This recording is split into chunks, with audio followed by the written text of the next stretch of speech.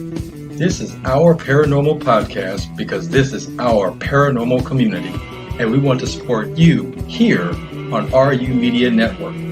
We are proud to be sponsored by the Haunted Hinsdale House in Hinsdale, New York. Here are your hosts, Brian Mersall and Sean Gilmore.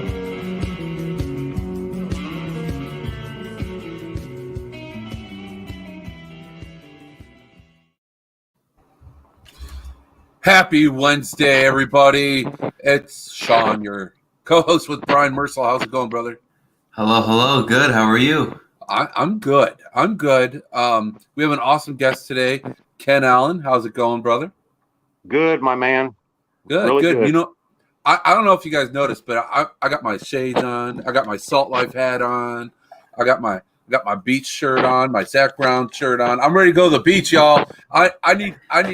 I'm amping things up because, you know, I felt an energy shift last night and I didn't like what I felt. So I want to bring in some fun and I want to go on vacation, but I can't. Don't come to the Florida beaches, man, because it's freezing here. well, somewhere it's warm. Yeah. Just like what the song? It's 5 o'clock somewhere, right? Mm-hmm. Right. Yeah. So it's got to be warm somewhere and 5 o'clock somewhere. So, man, Ken, I'm excited to have you on. There's just so much to cover, and I'm just excited to see where the show's going to go today because it's just going to be a lot of fun. Yeah, it's so much we're going to learn. We're all going to learn a lot from each other. It's going to be a lot of fun. So, real quick, Ken. Can you introduce yourself to? We have a lot of people chiming in saying hi. We have Holly Miner. She says hi. She's talking about going to Cancun. And Valerie writes, I get my crystals from her. And Holly again. And Tina. So Eddie Pence is saying hi. So yeah. So if you can just introduce yourself, let everyone know, kind of know just a little tidbit. Maybe they missed the bio that we posted for you, and then while you're doing that, I'm going to start sharing the podcast on Facebook. Sure. Okay. Well, I am a professional occultist. I am a ceremonial magician. I practice Solomonic magic. I practice grimoire magic. I practice invocation and evocation magic.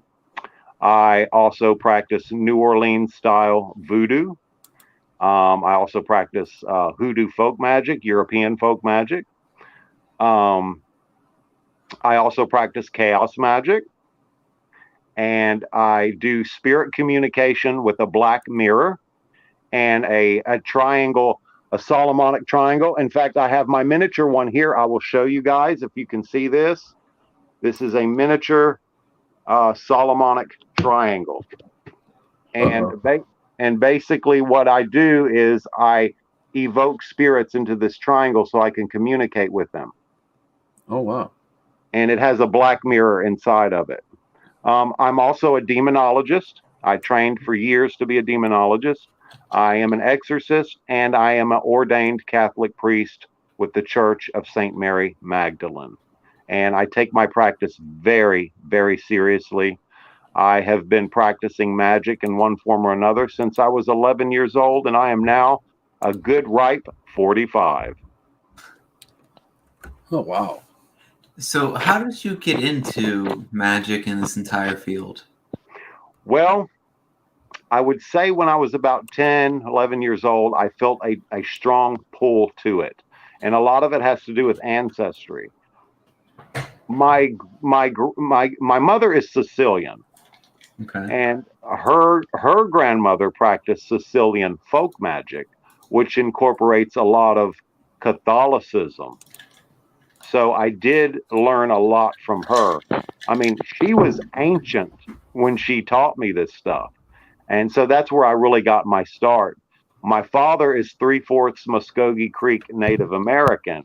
So I have that background as well.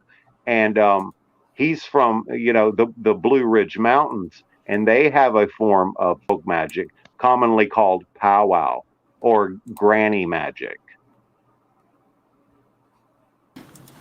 So you felt a pull. It was in your family. Was there like a switch that was flipped of saying just one day I want to pursue this, or I mean, like, how did it all start? I mean, I know it was in the background of your life until you said like around 11 or so. Yeah, But when I did mean, it actually start? it actually started when I was 11, and I just woke up one day and I had this overwhelming fear, pull. Spirit called to me and said, "Look, this is what you have to do."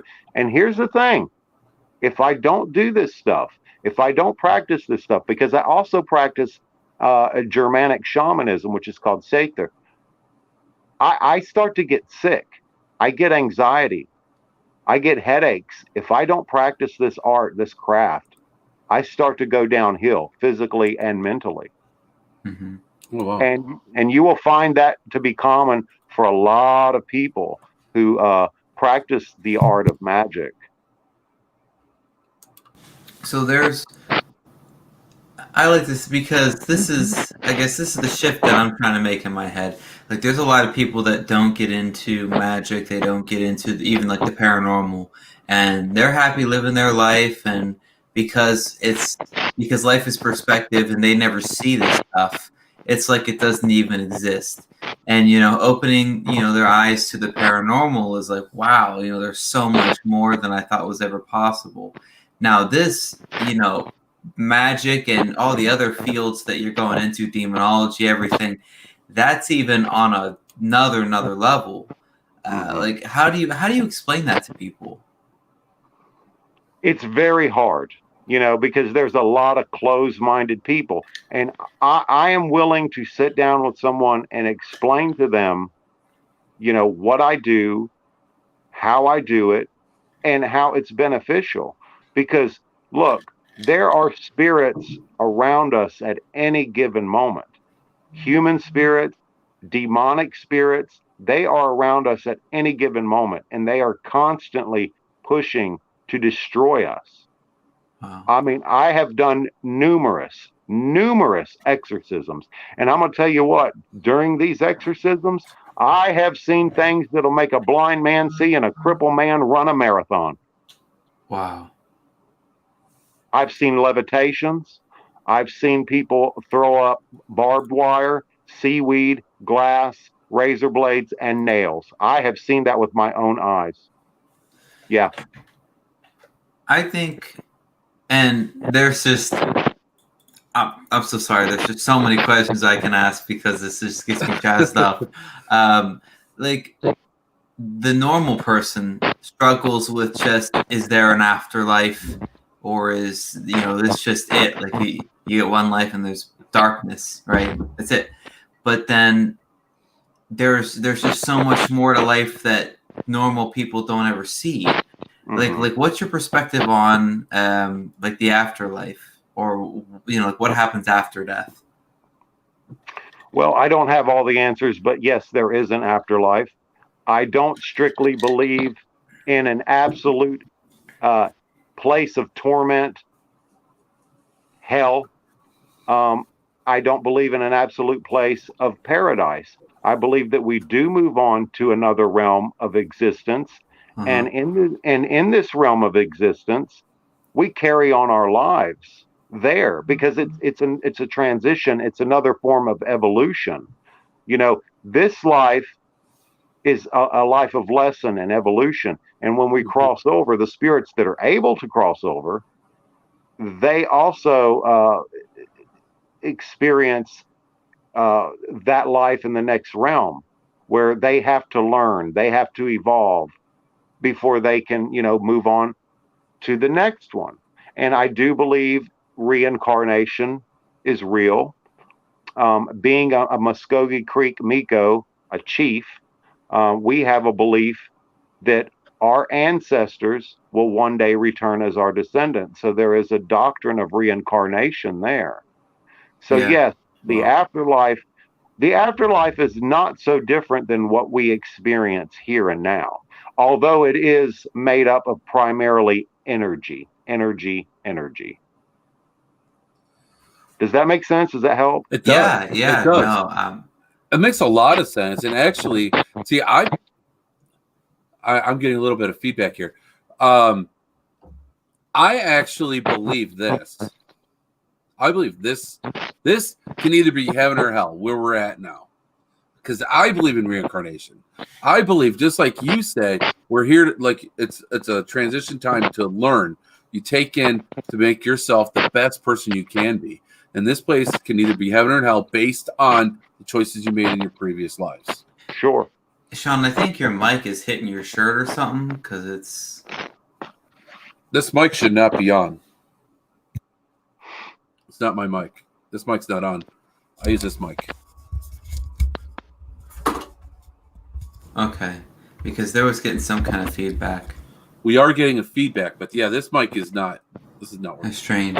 Okay. But I will say that a lot of the choices we make here on this plane of existence will affect our afterlife, negative or positive. Yeah. But I do not believe. I believe in God. I do believe in God. Absolutely, I do. But I do not believe in a God that throws people into a pit of eternal damnation over finite things. Because think about it, you have an infinite being and we're finite. Why would an infinite being want to throw finite beings into a place of absolute eternal damnation and hell and fire and brimstone and torture for all eternity? It makes no sense, and that is no God of mine. Yeah. I you know what, I kind of agree with that. I look at God, the higher power, as he's a loving energy. He's a loving and very forgiving, and that's what they teach in the scriptures as well. Right. So I don't know. I believe that's why I kind of believe like this is hell. I mean, think about the people. Think about how bad some people have it on this planet. I mean, I haven't had it the best. Neither of you, and neither has Brian, just because we all experience life in our ways. So I don't know, but I got to point this out. My daughter, she said reincarnation is like Full Metal. So Full Metal is an anime. It's actually pretty cool. It's an anime where they use alchemy. So yeah, and reincarnation is kind of like Full Metal, but not really. Alchemy is where you get what you put in. So like if you try, like how Alphonse, the brother, they tried to bring back their mom from being dead. And so, but Alphonse lost his body, and to save him, his brother Edward used the magic to attach his soul to an armor. So in the anime, his little brother is this big, huge armor, and so that's pretty much what it is. It's give and take. So, but it's learning, right? That's just my personal belief. It's about learning and to become the best person that you can be. It's a learn. What else can all this be about? What else could it why else would we have to go through everything we go through in life? Because some of the things in life really suck. Some people go through even worse, horrible things that we couldn't imagine. Absolutely. And reincarnation is a type of alchemy. It is. You know, and one of my goals right now that I'm currently working on is going to these haunted places, asylums, children's schools that have been shut down, you know, like reformatories and stuff like that, where these children were horribly abused in life and their spirits are stuck there. My goal is to go to these places and help these poor children, young toddlers and stuff that are stuck there to move on. Now, this to me is an amazing idea. I've gone and been part of spirit circles myself, and I've experienced opening the portal and helping spirit cross over. Now, there's a lot of people that don't know or don't simply believe that this is possible. So How do you go and explain this to somebody that doesn't know or fully understand what it is that we do when we do something like that? Well, I mean, the thing. Okay. Well, to explain it to someone, it's like, let me use this example. I went to a place. I don't want to mention where it was at or anything like that, but I went to a place and there was roughly 300 children that not only were abused, but their spirits are stuck there and they have unmarked graves, completely forgot about. And what I do is I go in there and I say powerful prayers. If I know their names of the children, that's even better. If not, I will just, address them, kind of like generically address them. You know what I'm saying? And, and I will say, listen, I'm here to help you. This is my name. This is what I do. Feel my heart. Feel my energy. You know that I am good. I'm going to help cross you over. And I will actually, with a piece of enchanted chalk, blessed chalk with holy water. And this may sound silly, kind of like, the Beetlejuice thing, but it works. I will draw a door on a wall and I will draw powerful spiritual and religious symbols. And sometimes I'll use eggshell powder because in voodoo, eggshell powder is very, very powerful stuff. And I will say, you walk through this door and you will no longer be a slave to this place that you're at. It's a lengthy process. Sometimes it can take hours. Sometimes it can take days. And when I'm in that mode, when I am doing that, I'm not tired. But once it's over, I have to damn near be carried out to my car. But I know that for a fact that I have at least crossed over 50 to 60 children. And if I can just cross over one, I've done my job. They got to get out of there.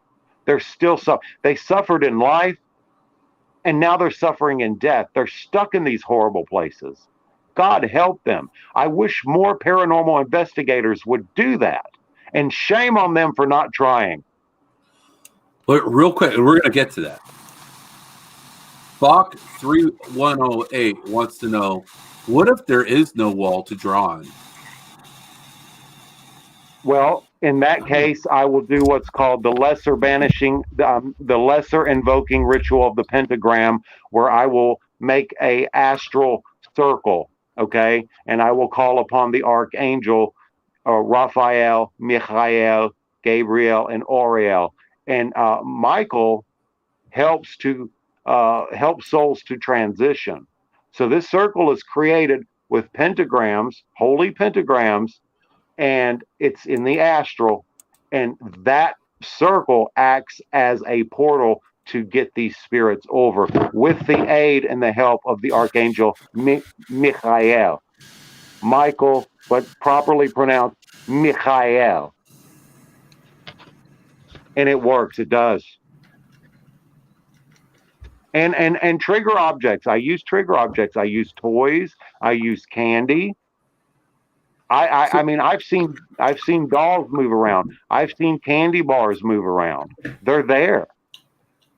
And so these spirits can feel your spirit. They feel your heart. They feel your energy. They know you're there for the right reasons. And they will follow you. And yes, you can use white candles. Yes. And and believe it or not, black candles are not bad. Black candles are not evil. You can use black candles as well to banish the evil, because in some of these places, Shawn, there are shadow people, which I believe are demonic, and there are other demons that hold these children there because they feed off of their energy. They want them there. So I will use a black candle and a series of incantations, a series of prayers and spells from the grimoires, the Lemegeton, the Ars Goetia, to keep these demons from interfering in my work, to keep these demons from keeping these children bound. So like I learned actually with candles, like different colors can mean different things and different intentions. Like there's and also different goddesses and different spirits, angels, whomever you're trying to appease at the time. Right. And a good example is a blue candle that's been blessed with holy water. And I like to use what's called Exodus oil. Now, Exodus oil is made to the specifications of the Bible in Exodus. And I keep a lot of that on hand, and I will anoint that blue candle because that blue candle is connected to the holy power of God. These children, these babies need help. So they need help. So now, Yeah. Here's the thing, right? Now, I know, like myself, I'm a paranormal investigator. I've helped spirit crossover, but the thing is that there's a lot of locations out there who won't allow that. They will not allow it. Yeah. You know what? There might be various reasons for it. They don't.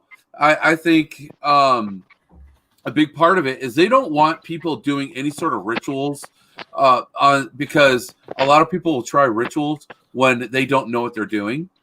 Also, there's people who do rituals and they'll be careless and maybe forget to close the portal, things like that. So I think that it's just.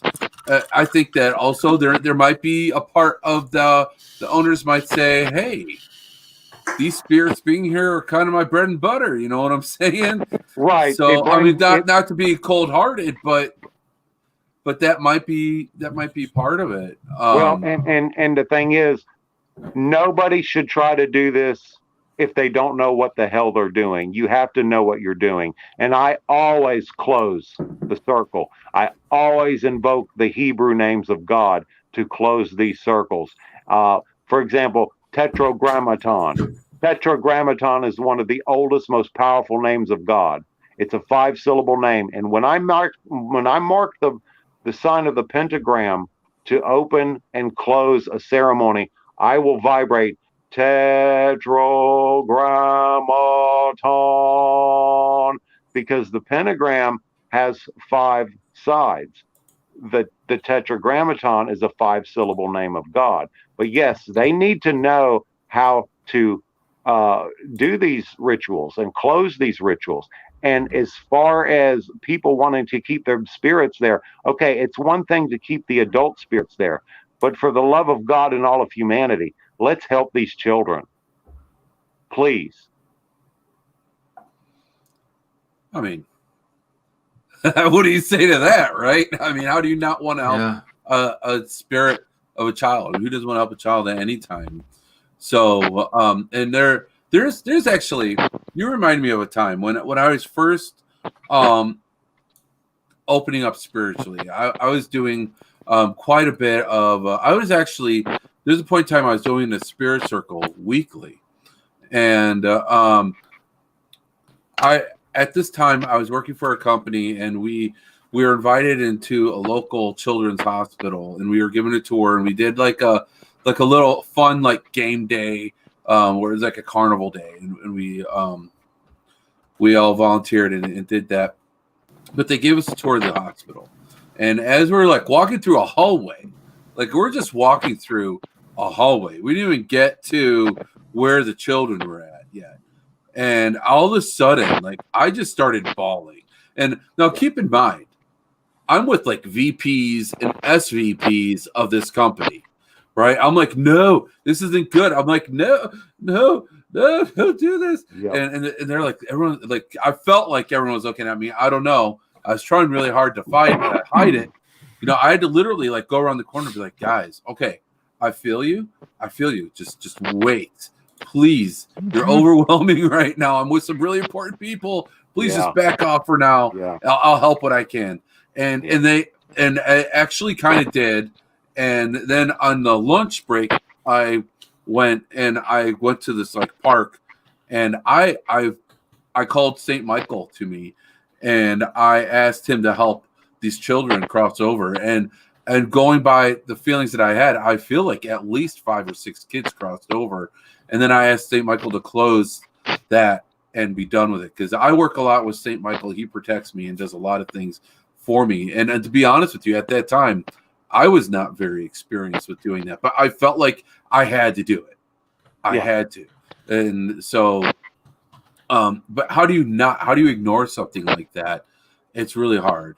And whenever you get in touch with the spirit in a location, it's always heartbreaking. Always. Absolutely. Oh yes, definitely. And I've been to places like that. I've been to old abandoned nursing homes, you know. And it's so hard because these elderly people, they're still there. Yeah. So, and I can feel the emotions of these spirits, and sometimes it's overwhelming, but I have to ground myself. Yeah. So actually, I don't get taken over by it. Valerie Wright wants to know, what do you do to protect your energy spirit? I do a lot of things. I do mantras. I wear what's called a, let me see if I can pull it out here so you can see it. This is called the Pentacle of Solomon. It's the Tetragrammaton Pentacle of Solomon, and it has been blessed multiple times. This is one of the most powerful pieces of jewelry that I own, and I never take it off. Also, I don't want to sound like a dick, but I take a very commanding approach. I say, look, this is who I am. This is what I'm capable of. And please don't think I'm tooting my own horn, Shawn, but I will let these spirits know, listen, I am a mage. I am a magician. Stay back. I have my shields. I am protected. In fact, I've got a personal jinn that stays with me. I do. And not all jinns are bad. Jinns and demons are not the same thing. And this personal jinn does help protect me. Wow. So, like, when you think of a jinn, though, usually you think of something that, if not necessarily bad, but maybe mischievous, right? Right. So, and some of them can be, sure, yeah. So does he kind of work with you, like kind of like a spirit guide, or? Yes, he does. Oh yeah, yeah. You know, he'll tell me, "Hey, Ken, this is not a good idea. You know, maybe we should do this." You know, but ultimately, it's up to me whether I listen to him or not. Yeah, like coming on the podcast, right? No, I'm kidding. Oh, okay. So Callie wants to know, what is a jinn?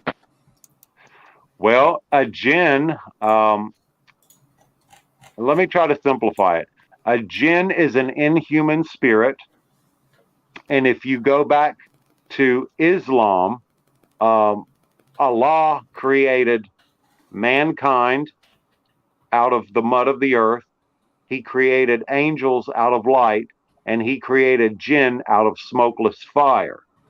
Now, the jinn have free will, just like human beings. Some jinn, they do have a very lengthy lifespan. They live for thousands of years, but ultimately they do die. They are a type of spirit. Some of them rebelled against God. Some of them are pagan. Some of them are Muslim. Some of them are Christian. Some of them are atheists. And they live in a parallel universe, and they are master shapeshifters. A lot of people think jinn and demons are the same thing, but they are not. Based on my experience, absolutely they are not.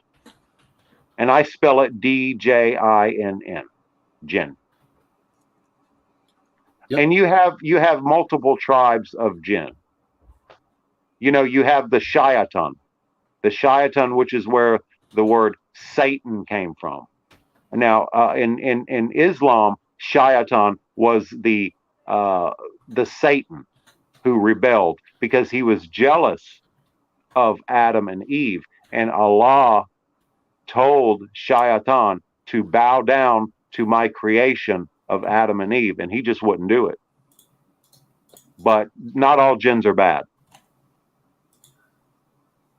So a jinn is an inhuman spirit that's created out of smokeless fire. And I have my theories. What is smokeless fire? Is it plasma? Yeah. I don't know. Smokeless fire. Smokeless Just like fire. radiating heat? Is that like... Yeah.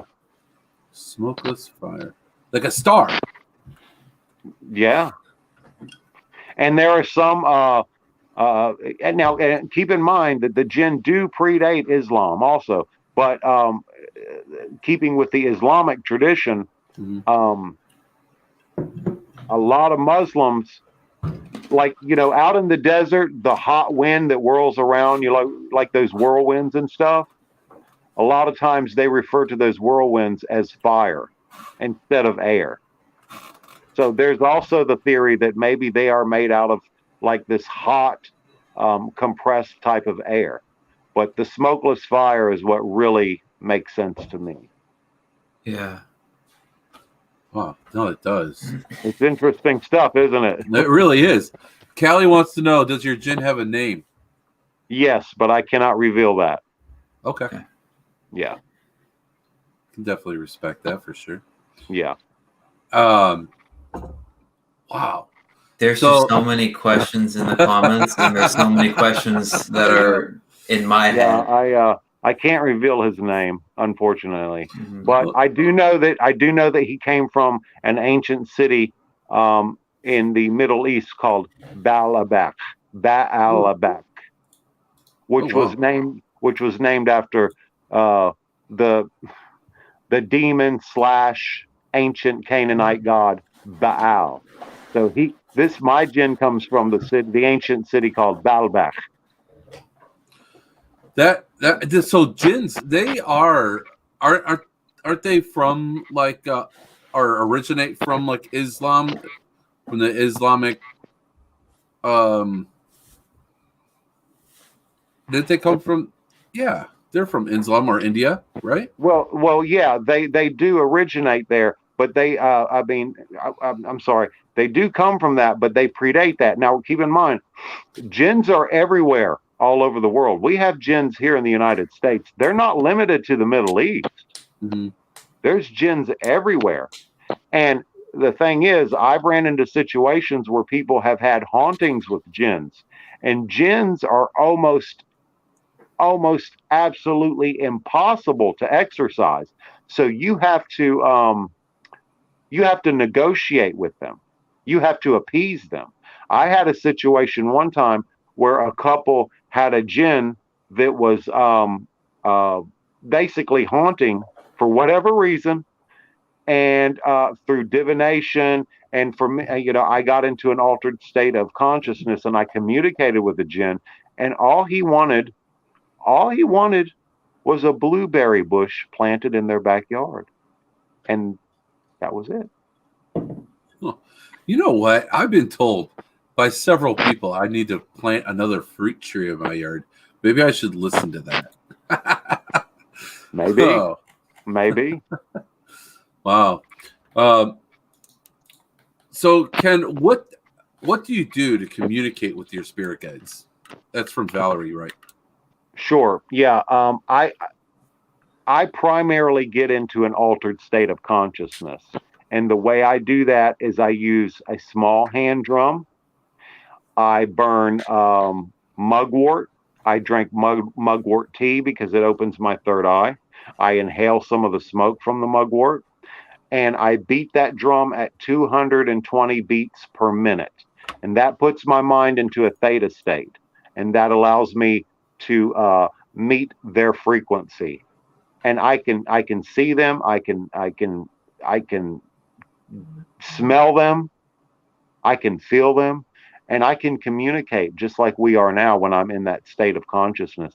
And I've been doing that for so long now that if I hear a beat that's just within seconds, I can get into a state of altered consciousness. That's my primary way of communicating with spirits. Yes.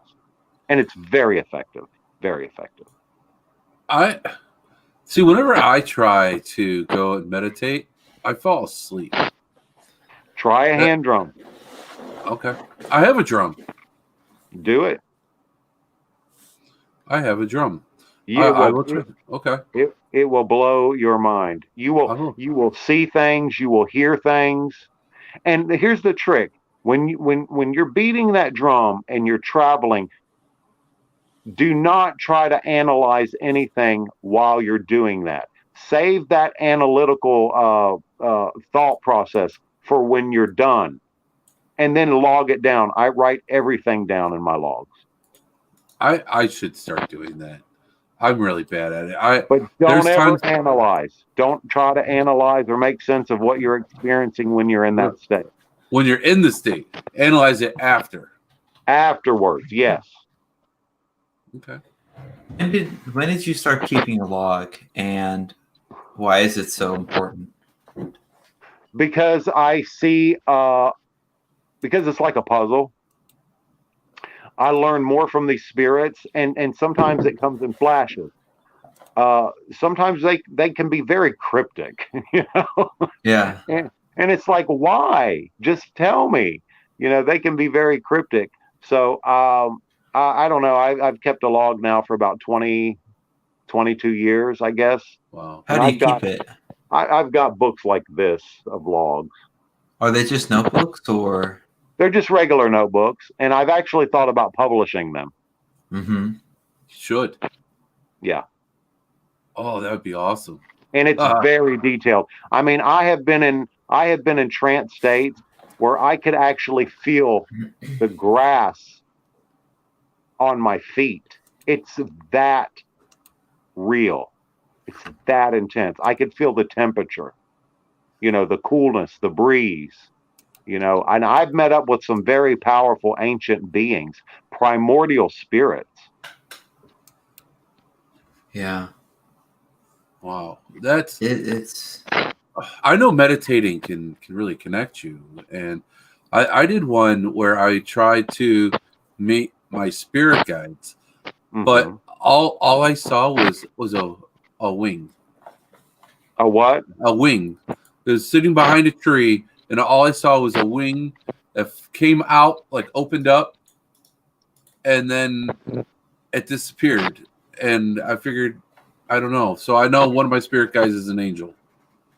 Yeah. And so I don't know. I bet every single time I fall asleep. I'm going to try the drumming thing. Do the drumming. How does one meditate while hitting a drum? What I do is I go into a dark room. I have my mugwort burning. I'll drink some mugwort tea. Now, keep in mind, mugwort tea is, it's hard to drink, bro. But you just gotta bite the bullet and do it. Okay. So drink it down as quickly as you can. Don't add sugar. Don't add honey. Drink it pure, and light some on a charcoal disc. And let that, you know, inhale some of that, okay? Get your hand drum. Your body muscle memory will take over, and just boom, boom, boom, boom, boom, boom, boom, boom, boom, boom, boom, boom, boom, boom, boom, boom, boom. With your eyes closed, you can use a blindfold. And the thing is, you will consciously forget that you're drumming. Your body will do the work. You'll forget you're drumming, but you'll keep drumming. It's phenomenal, Shawn. Phenomenal, and it works. I swear by it. That's right. I've never done the mugwort tea thing either. Yeah, it's pretty nasty, but it works. Like magic? Is it like magic mushrooms, or what's it do? No, it's not a hallucinogenic or anything like that. It helps to open your third eye. Mugwort is also used, kind of like sage. To banish evil spirits. Because here's the thing: when you are traveling, you have multiple pieces to your soul. So when you're traveling outside your body, some of your soul pieces have to stay behind, but the conscious part of your soul leaves. And by having that mugwort burning while you're boom, boom, boom, boom, boom, that keeps any leeching spirits from intruding into your body and protecting you while you're journeying. Because you are traveling, you are journeying, you are leaving your body. Oh, wow. Valerie says, also used to protect you as you astral travel. Okay. Yes. Well, I got a place where I could get some. I know I've used it with saging before, but it was more of a. It wasn't really what I focused on when I sage. I sage with here. I got my stuff. I moved everything around. So like before, like it's like, oh, now I want to like there's a show. It's like, oh, I don't want to get up and show my crystals. So now it's like everything's all like right here. So here. Are you a crystal man, Shawn? I love crystals. Yeah. I love it's I've always connected with the earth, with nature. And it's always just been like a thing. And then I learned these different things about, and I always when I was a kid, I had a rock collection. I had a really good rock collection, and I had no clue what some of these rocks that I had. I wish now that I had some of those rocks, because those are some crazy stuff. And I actually gave it to my nephew. So he's got some pretty special stuff. But so I've always had this connection. And so I now use crystals. Like I could feel the energy. Like I can get energy off of it. If I'm feeling like low on energy, I could literally hold this and it wakes me up. Yeah. Yeah, selenite is a really good one too. I've used selenite in exorcisms because selenite is like an astral eraser. Selenite's good. Jay Sword says, what are your thoughts on what they call walk-ins, i.e. another spirit or soul that walks into your body? I'm not entirely sure what is that like a possession? Can you clarify a little bit, Jake? That's kind of yeah. Please do. So again, I'm just overwhelmed because there's so many questions in my head. So you get into magic. It's always been around you. You know, you start. When did you start doing like exorcisms and wanting to help in that fashion? I was about 22. 22. Yeah. So 11 years into the field. Yeah. Yeah, I was about 22, and I'm 45 now. So yeah, I was about 22. Mm-hmm. That's crazy. I didn't even learn that I was an empath until I was 30. Yeah. Well, I wouldn't admit that I was an empath until me and Teresa Solowinski started talking, and Teresa was like, dude, you are an intuitive. You know? But I was hoping that she was going to pop in today. But my mother is very, very psychic, and here's something that I have found very interesting, and I'm not saying they're the only ones, but a lot of Sicilian women have psychic abilities. It's amazing. I mean, Sicilian women are tapped in, baby. And they're Catholic. Yeah. Yeah. And that's another thing. Catholicism, it's high magic. I don't care what anybody says. It's high magic. It's powerful, powerful stuff. I love Catholicism. It's beautiful. Here, now, I'm not exactly the holiest priest you will ever meet. But I'm a good guy. Hey, we all do our best, right? That's all we can do. That's right. And I'm sure that there's some priests out there that can't say the same. So that's right. That's right. So going back to Jay Sword's original question, he did clarify a little bit. His original question: what are your thoughts on what they call walk-ins, i.e., another spirit or soul that walks into your body? So he said yes. So yes, he is asking. It does sound like, for instance, another soul that takes over your body and doesn't leave. So that's a possession. That is possession. Yeah. Well, my thoughts on that is the damn thing needs to go. I agree. It's got to go. There we go. Confirmation. Tina, she's Yep. Sicilian and experiencing her awakening. My good friend, he's Sicilian, and I don't know. I've never really gotten a whole big conversation about this stuff with his mom, but I know how he feels. I've asked him to go to when I did documentaries. I would ask him like what he thinks of them, because he's a musician and he does a lot of different work as far as production and just an amazing guitar player. I really was looking forward to his feedback, and his response was just, I'm not into that, and I really just don't want anything to do with it. And he's like, nothing against you, man, but that's just. He's like, I don't want to open that door. Okay. I'll tell you what. Once this door is open, there ain't no closing it. So that's absolutely. And at a young age, I knew this was what I needed to do. I knew this was my calling, but I didn't realize once the door was open, it was not going to close. But I'm okay with that. I'm older. I have the experience. I have the know-how. I know what I'm doing. Again, not tooting my horn, but I am a professional. And, I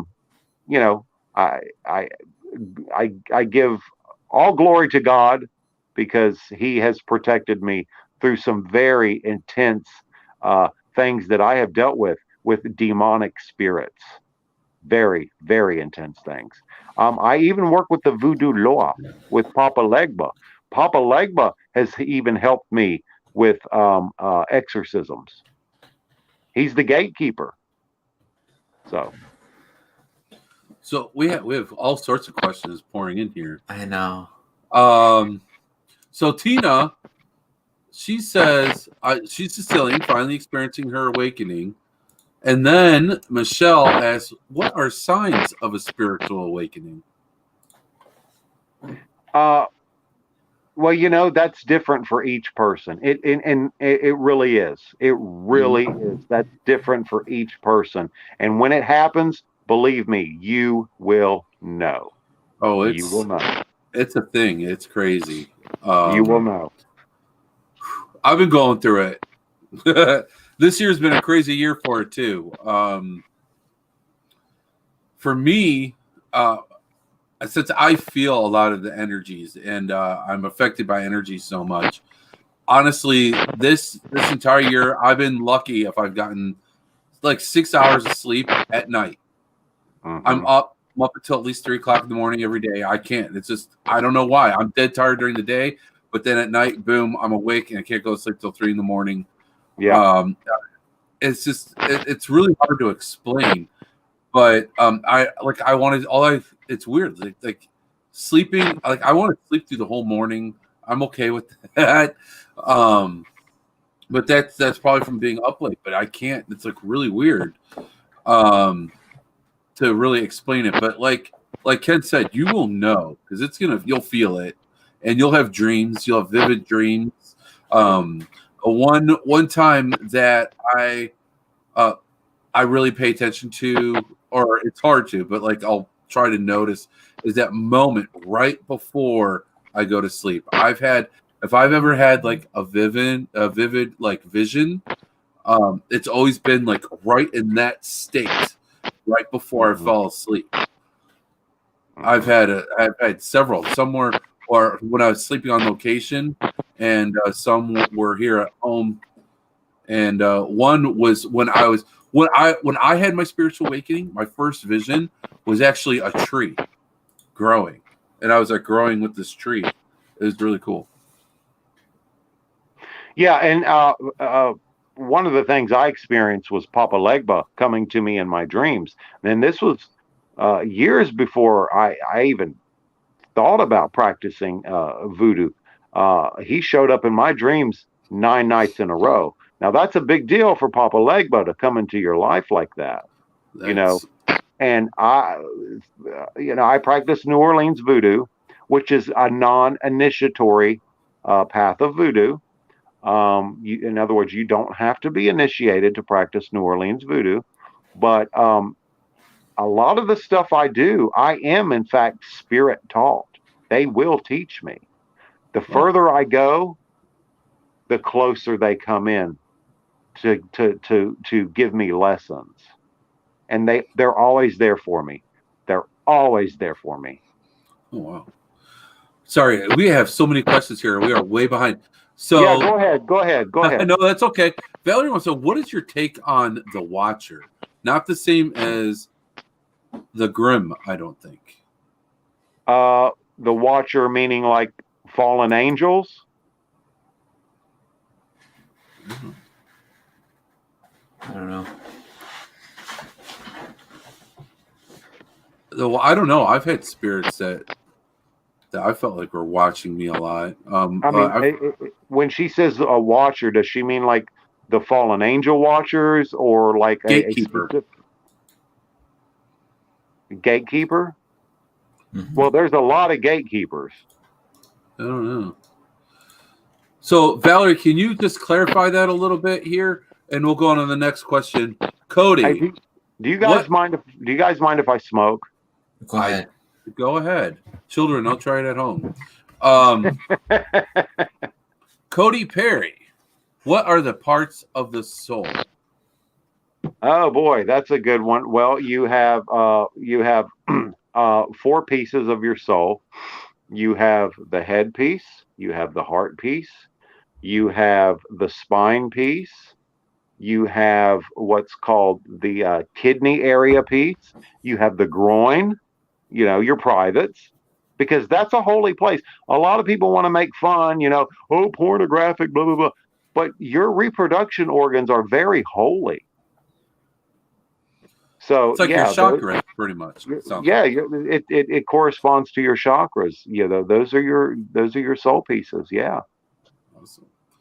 Here, and Bach 3108 says, as a musician and a sound engineer myself, I've found my knowledge of frequencies has helped with EVP work. You know what? I can definitely see how that would.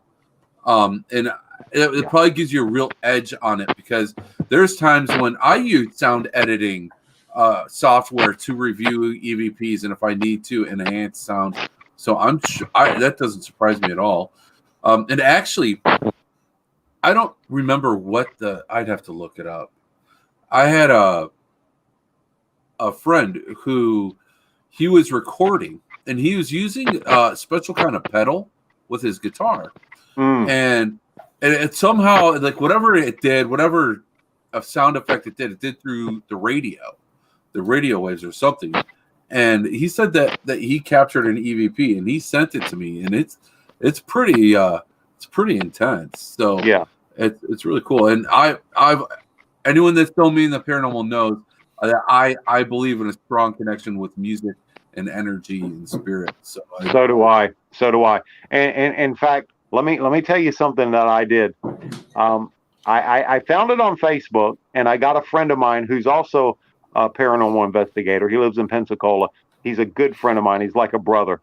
And what I found was, have you ever heard of the star frequency sounds, like the dee-lee-lee-lee-lee-lee that the Hubble picks up? Yeah. So I had him take that and loop that 7 hours of that.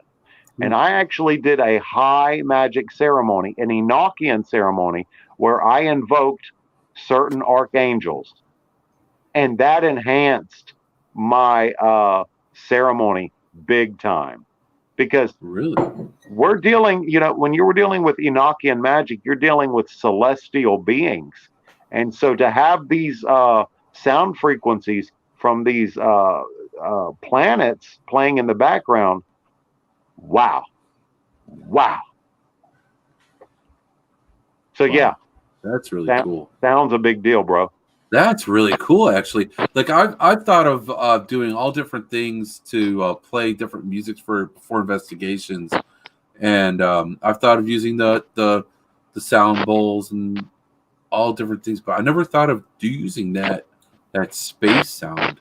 Yeah, I love using the sound bowls. I love using them. Yeah, because these things, the frequency they put out, they cleanse an area. I've used these in exorcisms too. They drive demons crazy. They can't stand it. Evil spirits can't stand this.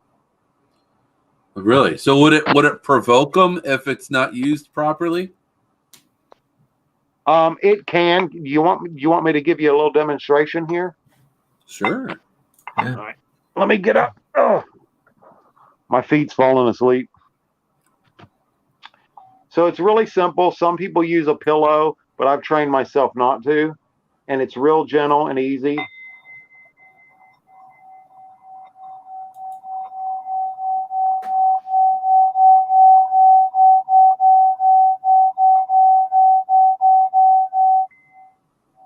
Hear that? Yeah. Yeah. They don't like that. No. Wow. Okay. And sometimes I will put a little bit of sage inside that and do that and charge the sage to put that sound frequency inside my herbs before I burn them. I'm adding that to my Christmas list. I need one of those. You can actually get them for pretty inexpensive. Yeah. So I've looked before, but like this is lighting a fire under my butt to really want that. So where do you get those? Amazon. Get everything at Amazon. Metaphysical stores, Amazon. Go to metaphysical stores. But Yeah, Amazon, you can get them at metaphysical stores, but unfortunately, where I live, we only have one metaphysical store. Oh, I really? wish we had more. It's been one of my dreams to open a metaphysical store. They seem to be popping up a lot around my area. We just need more here. Yeah. I feel like there's like a awakening, and people are getting to be more into spirit. Yeah. And what was it that I don't remember where did I see that? Or they're talking about how kids aren't brought up with religion as much anymore. Yeah. And so they're branching out to more spiritual things. They were talking about because they're talking about different like kids like posting stuff on social media depicting devil worshiping or Satan worshiping things, and they're saying that that's from kids pretty much not being brought up in the church anymore like they used to be, and so they're branching out and they're finding other things, and it's making them more curious. They're in the areas where they wouldn't be before. Right. What do you I think that there's just something going on where people are being kind of forced to see spirit. So but I don't know. It's weird time. Yeah, it's happening more and more and more. I sound like a broken record when I say that. When I say this, but I have noticed in the last 10 to 15 years that demonic activity has been on the rise very heavily. Very heavily. Here, Cody Perry's. This is Ken's partner using our phone. I would like to say in the 20 years we've been together, I have witnessed Ken completely drained to the point of exhaustion working with spirit. Yeah. I'll tell you what. It's I believe it. It's taxing. I'll tell you what. After like when I'm investigating, like I'm pouring my energy out and I'm trying to do things, and it's taxing to me. I'm not doing rituals. I'm not doing all that, but in a way, I kind of am though, right? I'm sending my energy out there to try and gain communication. Well, and a lot of paranormal investigators, they don't realize this, and a lot of them won't admit to it. But you know what? You guys are actually practicing a form of necromancy. You really are. Mm-hmm. Yeah. A lot of people say that. Oh, here, real quick. Michelle Bayer wants to know, is there an EVP you can download for your phone? Do you mean like a recording app? If you mean a recording app, you can find any digital recorder app on your phone, and you can use that. Honestly, there is one. I'd have to go. I have an old Samsung that I sometimes use as a digital recorder, and I do have this app that I really like because it allows you, when you play it back, it allows you to enhance it more. But you can use any digital recording app. Go ahead, Brian. Yeah, I think a lot of people, when they think EVP, they think like that's like the process of getting the EVP. But the process of getting EVP is just using an audio recorder. You know, iPhones are easy. You can just find a recorder app, and I'm sure other phones they have just like other recording applications like on Android and whatnot. But Shawn, it is time for the Into the Abyss section. Okay, hold on real quick. I was hoping she'd come and say hi. Here she is. Hi, Teresa. Hey, Teresa. Teresa, you came just in time for the Into the Abyss segment. Ken, yes, all eyes are on you. All right, Ken. So this is a little segment that we do on our show where it's lucky number 13 fast fire questions. You can go ahead and answer them as quickly and as thoroughly as you can. Oh boy. And it's fun. So they're just, random questions, but it breaks up a little bit of the monotony. Are you ready? Yeah, I'm ready. Not like we haven't thrown 150 questions at you already, and there's 150 in my head. But let's see. Where do I... Okay. Let's solo layout. All right, Ken. You said you're ready? I'm ready, brother. All right, 13 questions. Number 1. There's a lot of things on your wall back there. What's the most special thing to you? Oh, this cosmic scene thing. Mm-hmm. I love that. I love the cosmos. I love space. I think space is a very, very spiritual thing, and I love to connect with it. In fact, my husband bought that for me for this show. Yeah? Really? To have this background. Yeah. That is awesome. Yeah, I love the cosmos. Yeah. All right. Besides holy water, when I have cosmos around me, I feel a connection to God. Does that make sense? Yeah. Okay. All right. Besides holy water on chalk, is there anything else you can combine with chalk to be powerful? Florida water. Okay. Bless Florida water, and dip your chalk in it. Take your chalk out, let it dry. But bless you, Florida water, baby. Bless you, Florida water. What is your opinion on Ed and Lorraine Warren? I think they're legit. I think a lot of people think that they're full of crap. I think Ed and Lorraine Warren are legitimate. I think they were good at what they did. Did they make some mistakes and get over their head? Yes. That happens to all of us. They ran into situations that were beyond and above them, but they stayed the course.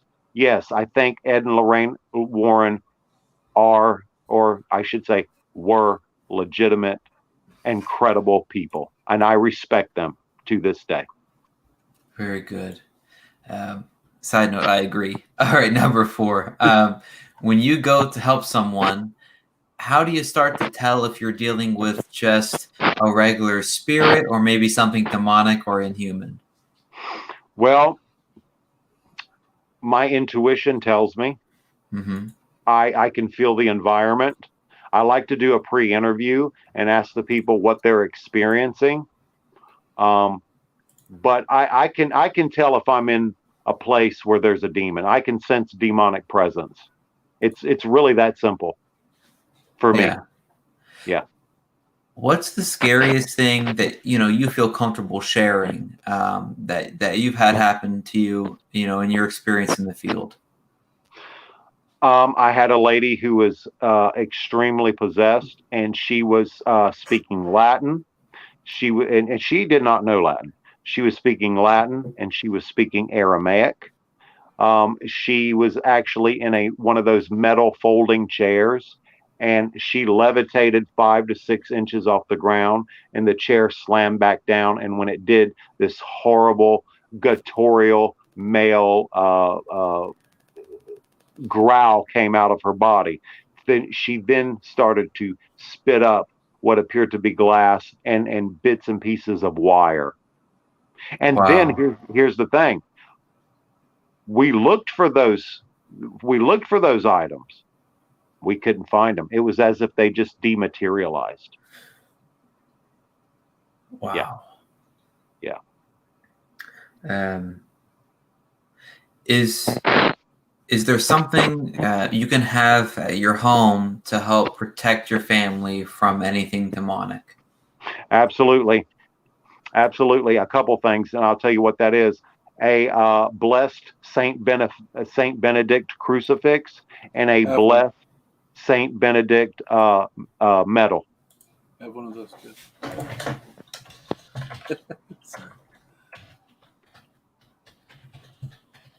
You said crucifix and a blessed Saint Benedict crucifix that's been blessed by a priest, and a blessed Saint Benedict medal that's also been blessed by a priest. I have one. I have a blessed crucifix of Saint Benedict crucifix hanging in my kitchen. Mm-hmm. Yes, sir. And you can always keep a vial of holy water, and from time to time, once a month, once a week, sprinkle it around a little bit in your house. That'll keep you clear. Sorry, Brian. I have to add one more thing. What if they're not Catholic? Doesn't matter. I mean, they can still use it. It doesn't matter. God doesn't care. Yeah. I mean, and now, if they're not Catholic and they don't want to use that method, then obviously there are other methods they can use. And I'll give you a magical method that they can use. They can use iron railroad spikes in the 4 corners of their house or in the 4 corners of their property. They can hammer them down, and they can anoint them with blessed olive oil. And those iron railroad spikes will keep evil spirits from intruding into their home. Yeah, sorry for the delay. I was just writing stuff down. But I'm just going to go back and just reread all this. This is such good stuff. What's the most impactful piece of jewelry someone can wear? I'm sorry, say that again? Yeah, what's the most impactful piece of jewelry someone can wear?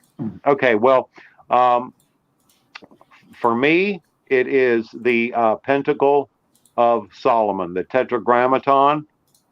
But for others, I swear by the Immaculate Medal with the Virgin Mary, also blessed.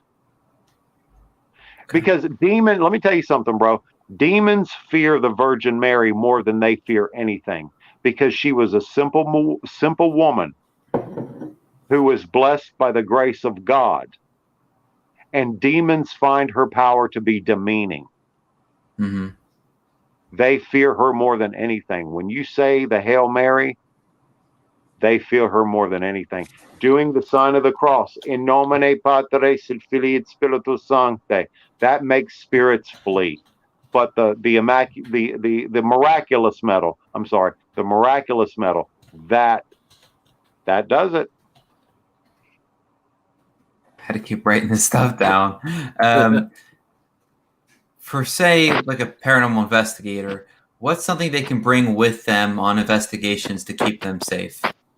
Holy water in your pocket next to your heart. Okay.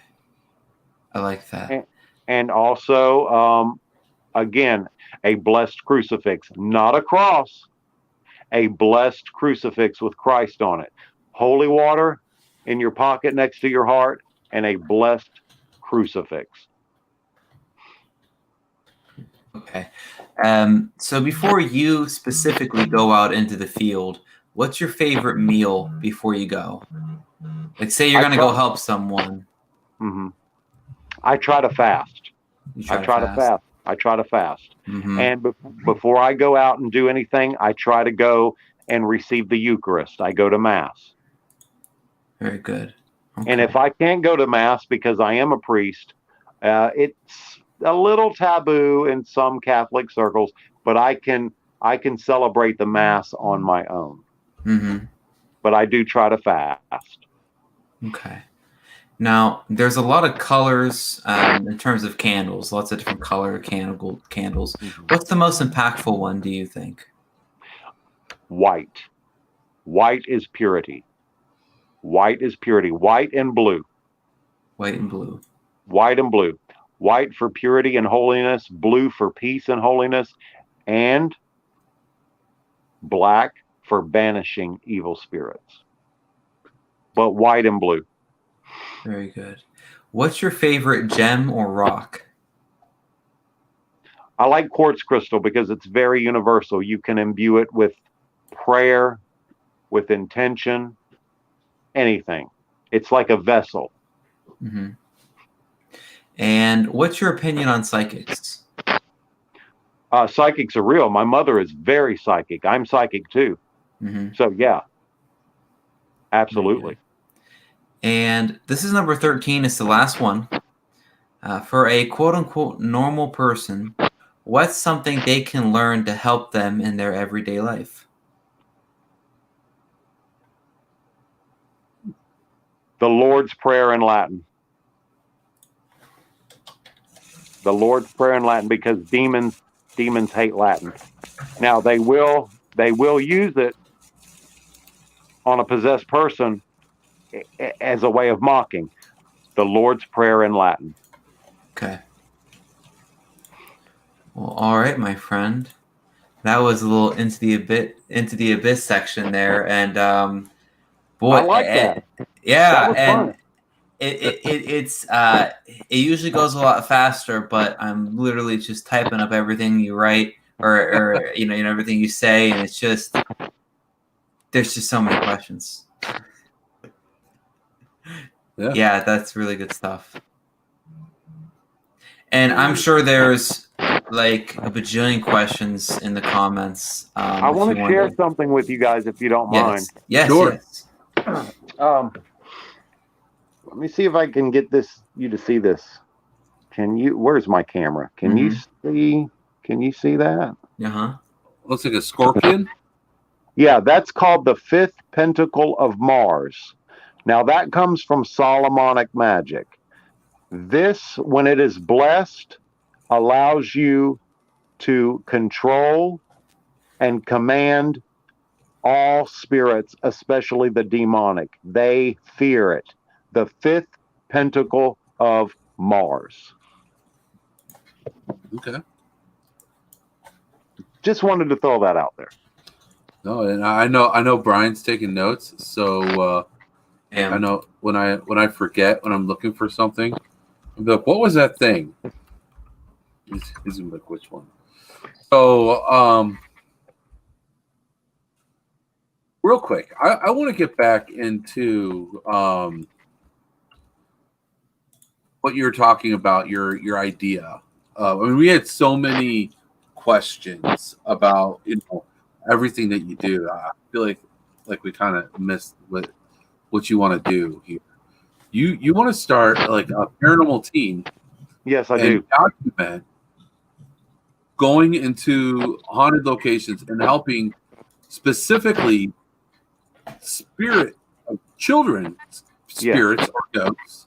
Yes, help them cross over. Yes, I do. I want to do it so bad, Shawn. It needs to be done. I think about these poor babies all the time.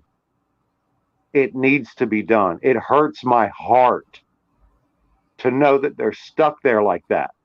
Now, we spoke before, and so you, like, as far as like the paranormal community and getting into like investigating, like the stuff that you've done. Yeah, it's kind of like a lot of the things that we do, but it's you never really got too much into the investigations of side of things, right?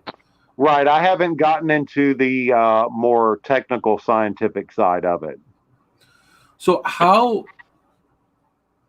what brought this idea to you? It was like a flash of light. It was like, look, dude, the spirit was saying, look, dude, this needs to be done. It's gone on long enough. Nobody else is doing it. It needs to be done. I feel bad for the adult spirits too, but the children. It's the priority. That's the priority. Yeah. Real quick. I want to say something. Teresa, she said that she's driving on audio and listening to us, and Michelle Bayer Davis said, guys, be careful, stop texting. Please enjoy the show.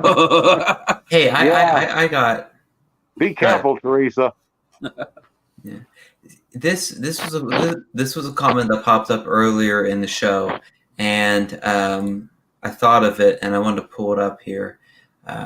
How do you make this distinction? And is there any, is there any special process you do to help, special needs kids? Here, and I'm sorry, we there's people who are listening and they don't know what that comment is. Can we read that? Oh. And it says, concerning special needs children, would you have a different way of crossing them over, or would it be the same process for all children? That's an excellent question. Yeah, that is a good question. And what I would do is I would take along Kevin's story, my husband, because he is a psychic medium, and he used to be a school teacher for special needs children. Yeah. Sounds like perfect. So that would be his job. Sounds like a perfect fit for that right there. Yeah. And he worked with special needs children for many, many years, and he's taught me a lot about them. And they are precious souls, and he could do that. Very good. Yeah. Yeah. That's so. This in the paranormal community, this very idea of crossing spirit over, it's very taboo, right? Mm-hmm. A lot of people either they don't fully understand it or they don't fully believe it, and a lot of people that are like, well, there's no proof of this happening. How do you know you're doing what you're really doing? Some people, since they don't fully understand it, some people find it as disrespectful. And then earlier we brought up how like different owners of the locations may not, look too kindly on trying to cross spirits over in their location for whatever reason it may be. How would you explain? Now we kind of went over the process of it earlier, but how would you explain it to those people who see this as something that's taboo, something that might be disrespectful?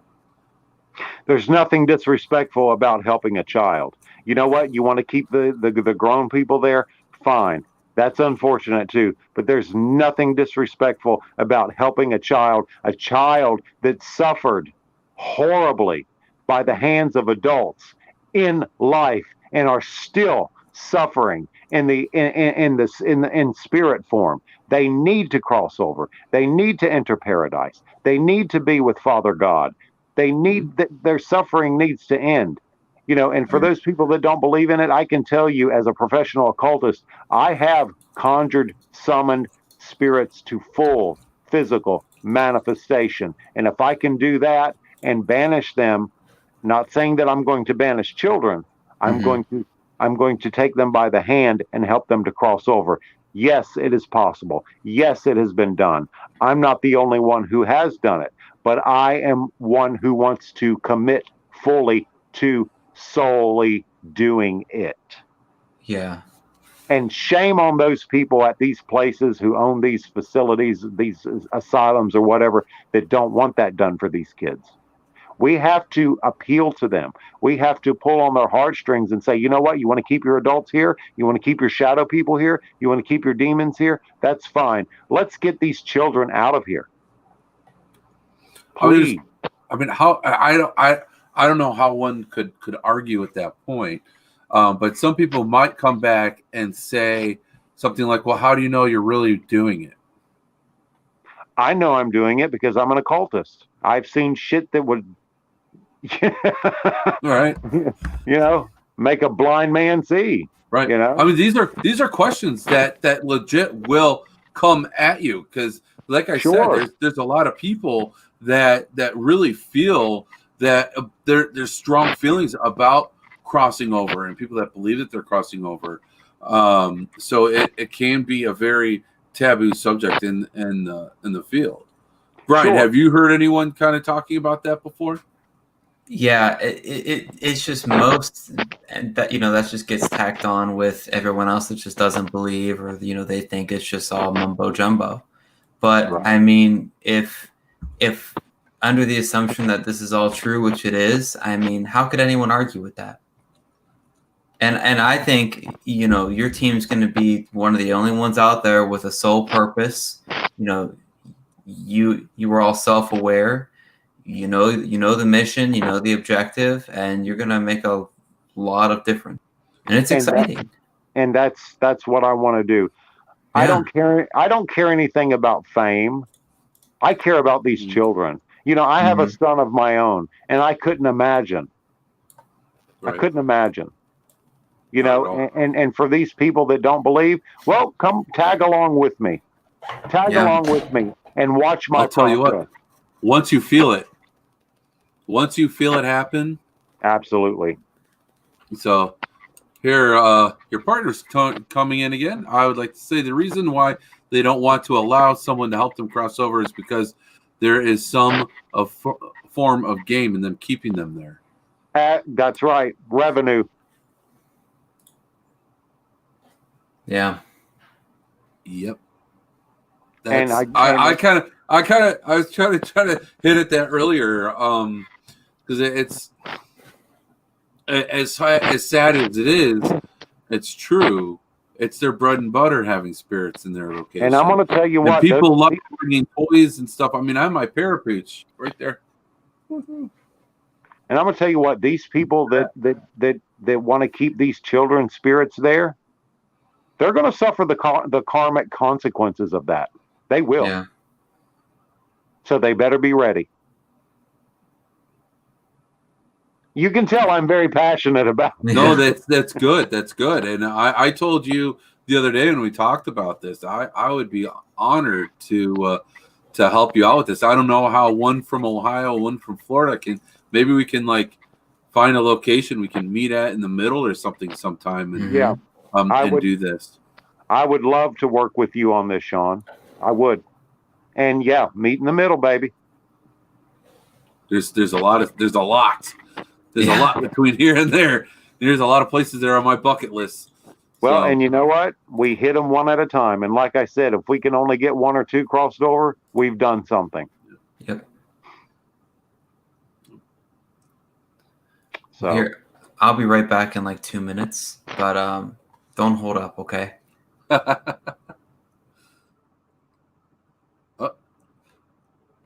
Okay. Oh, Teresa said me too. So here's a good question. Terrell and quote, sorry if I said this incorrectly, Terrell. But is keeping a loved one's ashes, keeping their spirit here on this plane? No, I don't believe that, because they've I think it has a lot to do with their funeral and their memorial and stuff. So no, I don't believe that keeps them earthbound. Yeah. I mean, if that were true, the most haunted places on earth would be cemeteries, right? Right. Just in my opinion. Yeah. I think that keeping someone's ashes is it's a memento, it's a memorial. Right. I worked years ago, I worked in the jewelry industry, and people would do all sorts of things with the ashes, having their ashes put into pendants, or you can even have ashes turned into diamonds now. It's just as like a memento. I think that if it has energy, it's the energy and the love that you're putting into it. Sure. I've noticed as an investigator that there's certain times of the year when activity really picks up. And those times that it really picks up are, of course, Halloween. That's because people are unintentionally opening themselves up to it. And then there's the holidays. Yeah. People are thinking about their family members. You don't know it. Maybe family members are coming to visit, or maybe you're unintentionally calling them to you because you're thinking of them and you want them there. Your intent plays a lot in that. Yep. And I have noticed that December 21st is also a powerful time when the veil thins. A lot of people don't think about that. Yeah, that's very true. I think I've had people ask me about watching paranormal TV shows or horror movies. Like, does that make them susceptible to the paranormal, or does it open a doorway? I think that's you doing it because it's your fear opening it up. It's unintentional. Right. That's why I said during Halloween, people unintentionally open themselves up to it. Right. Yeah, I don't believe that watching a paranormal show or a horror movie will open a doorway in and of itself. But I think the more you put your intention or attention, I should say, onto that, sure, yeah, you can open a doorway. The mind is a powerful thing. The mind is a doorway. I mean, think about what we can do with our mind. That's very true. Oh, here, Gary Lone, the show Supernatural kind of started that rumor about ashes. I don't know. I love that show. That's a guilty pleasure of mine. Yeah, that show is definitely a guilty pleasure of mine. I love that show. But especially the Scooby Natural. I love that Scooby Natural episode. But no, I don't think that keeping someone's ashes, if it's done in a respectful way, keeps them earthbound at all. What I think keeps the spirit earthbound is the trauma they went through when they were alive and when they died and stuff like that, especially children. Yeah. Because some of these children, when they were alive, they didn't have a concept of death. And some of them don't even know they're dead.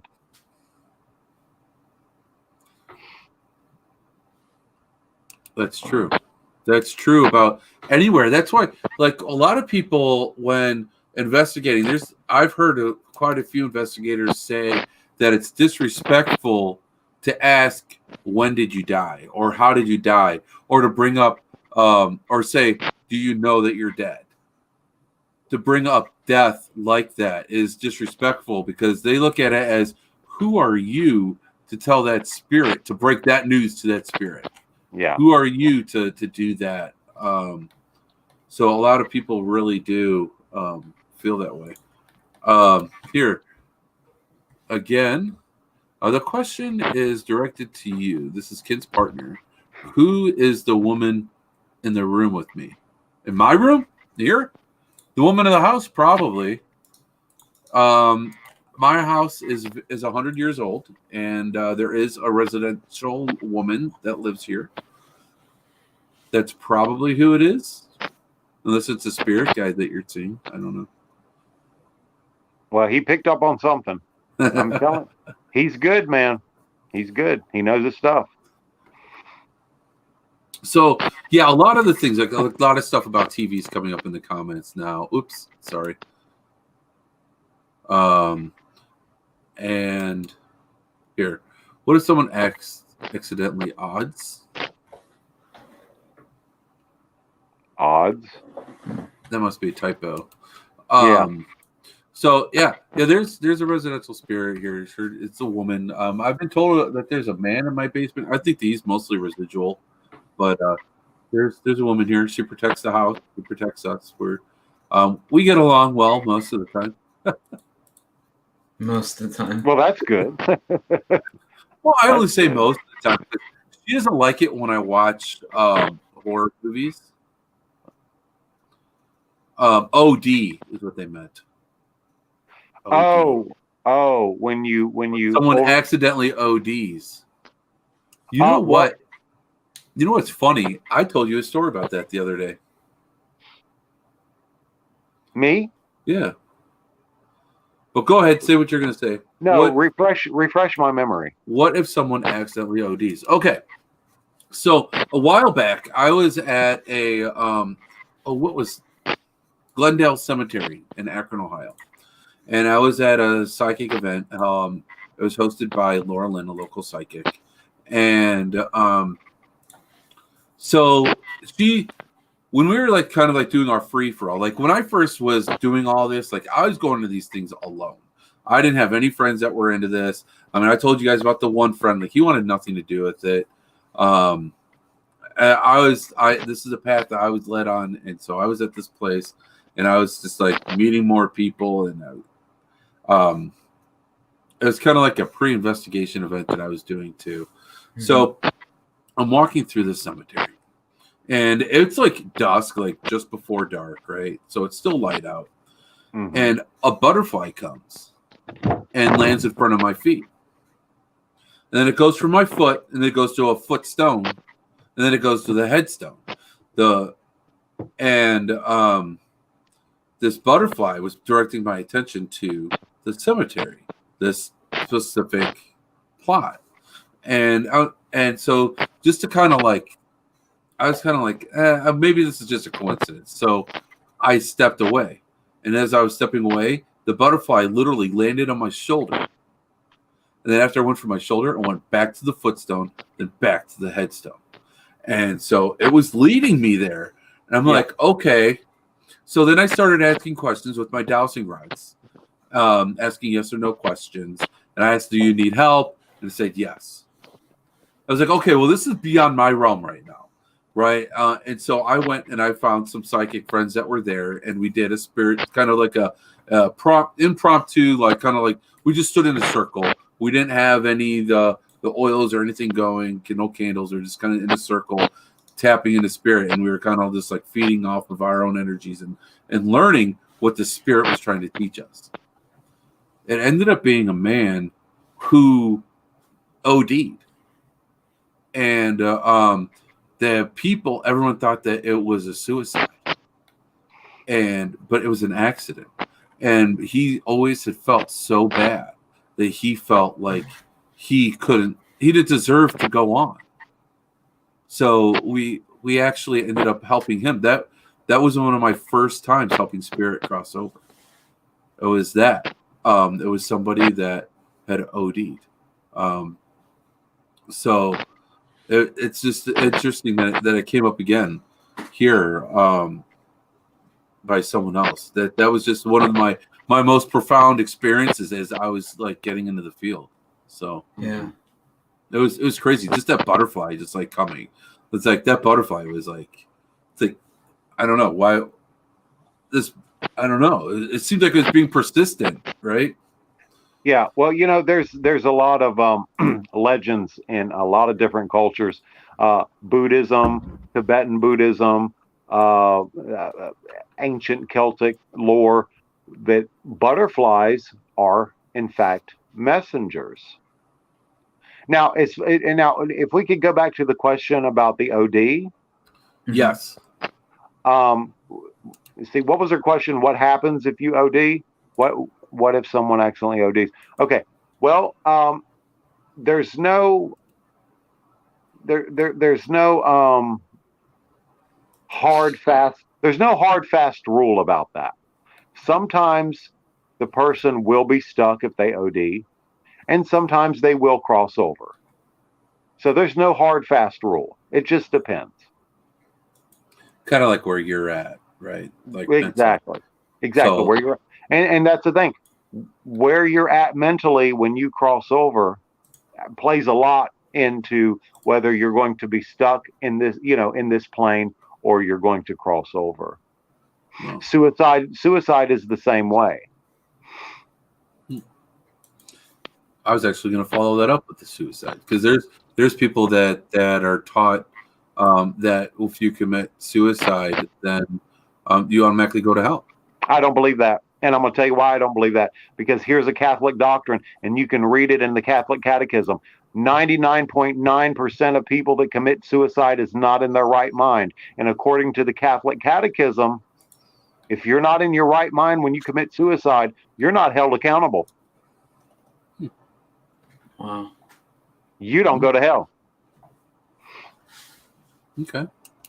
Here's a great question from Jay Swart. What do you think is the divine reason or purpose for the pandemic? What do we need to learn from this time? I think that the lesson should have been learned years ago. Oh, no doubt. No doubt. God, I mean, I have 100 theories on that. I don't know. Well, you know, we have become a country.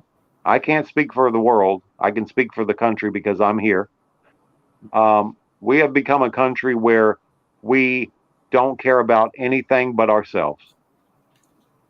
We don't give a damn about our fellow human being or fellow man. We only care about ourselves. And maybe that's the lesson. Maybe. I don't know. Yeah. People are too into pressing the Joneses, right? Yeah, right. Or surpassing the Joneses.